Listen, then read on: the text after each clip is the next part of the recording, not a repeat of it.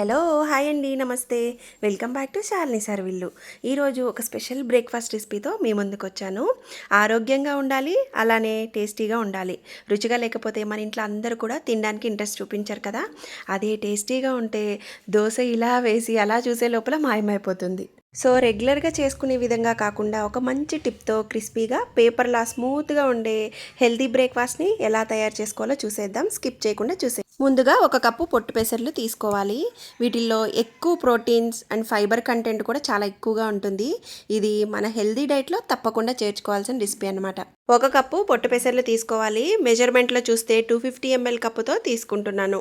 ఇందులో 2 table spoons rice తీసుకోవాలి. అలాగే ఒక సీక్రెట్ టిప్ అని చెప్పాను కదండి, అదేంటో కాదు, 3 టేబుల్ స్పూన్స్ అటుకులు కూడా వేసుకోవాలి.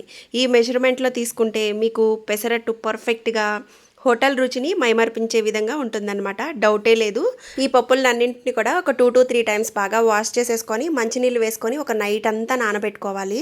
నెక్స్ట్ డే మార్నింగ్ బ్రేక్ఫాస్ట్కి కావాలంటే, అదే ఈవినింగ్ డిన్నర్కి ప్రిపేర్ చేసుకోవాలనుకోండి, పొద్దున్నే కడిగేసుకొని నానబెట్టుకున్నామంటే ఈవినింగ్ డిన్నర్కి ప్రిపేర్ చేసేసుకోవచ్చు. నెక్స్ట్ డే మార్నింగ్ పప్పు నానాక చూపిస్తున్నాను చూడండి.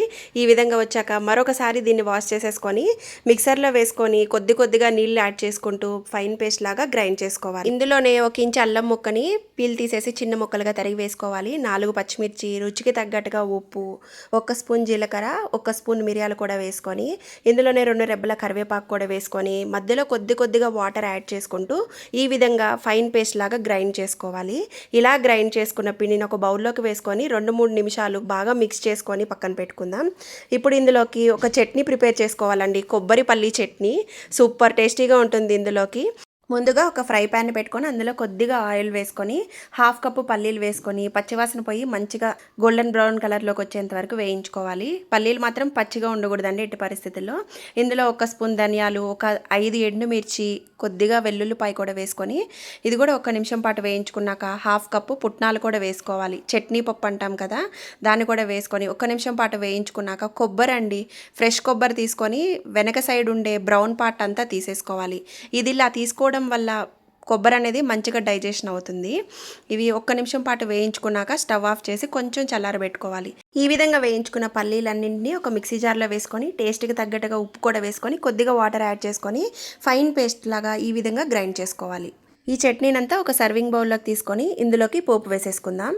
ఇదే ఫ్రై ప్యాన్లో 1 స్పూన్ ఆయిల్ వేసుకొని 1/2 స్పూన్ ఆవాలు, 1/2 స్పూన్ జీలకర్ర, కొద్దిగా కరివేపాకు వేసుకొని చిటిపట్లాడగానే ఈ పోపును కూడా మనం రెడీ చేసుకున్న చట్నీలో వేసేసుకొని మిక్స్ చేసేసుకోవాలి. అంతే, చట్నీ రెడీ. ఇప్పుడు మనం దోశ ప్రిపేర్ చేసేసుకుందాం. పెసరట్టు కోసం ఉల్లిపాయలు, క్యారెట్ తురుము, కొత్తిమీర తురుము వేసి పెట్టుకున్నాను. ప్యాన్ కొంచెం హీట్ అయ్యాక మనం రెడీ చేసుకున్న పిండిని ఒకసారి మిక్స్ చేసేసుకొని ఒక గరిటెతో వేసుకొని మంచిగా దోశలాగా వేసేసుకోవాలి. మీడియం ఫ్లేమ్లో పెట్టుకోండి, ఎట్టి పరిస్థితుల్లో హైలో పెట్టుకోవద్దు, దోశ పర్ఫెక్ట్గా రాదు. ఈ విధంగా పెసరట్టు వేసుకున్నాక మనం సన్నగా తరిగిన కొత్తిమీర, క్యారెట్ తురుము, ఉల్లిపాయ ముక్కలు అన్నీ వేసుకొని ఇలా దోశ పచ్చిగా ఉండగానే ప్రెస్ చేయడం వల్ల దాని లోపలికి స్టిక్ అవుతుందండి. దానిపైన మంచిగా నెయ్యి కానీ నూనె కానీ మనకి ఏది ఇష్టమైతే అది వేసుకొని ఇలా రోల్ చేసేసుకొని సర్వ్ చేసేసుకోవడమే. ఇలాగే ఇంకొక దోశ కూడా వేసేస్తున్నాను. ఇవి బాగా చాలా పర్ఫెక్ట్గా వస్తాయండి. ఈ ఉల్లిపాయ ముక్కలతోనే ఈ పెసరట్టుకి ఎక్స్ట్రా టేస్ట్ యాడ్ అవుతుందన్నమాట. ఇంతేనండి, ఎంతో టేస్టీగా హెల్తీగా హోటల్ రుచిని మైమర్పించే పెసరట్టు రెడీ. ఇంకా మీకేమేమి వంటకాలు కావాలో నాతో కామెంట్ సెక్షన్లో షేర్ చేయండి. ఈ వీడియో నచ్చితే లైక్ చేసి షేర్ చేయండి. మన ఛానల్ని కొత్తగా చూస్తున్న వాళ్ళు సబ్స్క్రైబ్ చేయండి ఫ్రెండ్స్. Thanks for watching.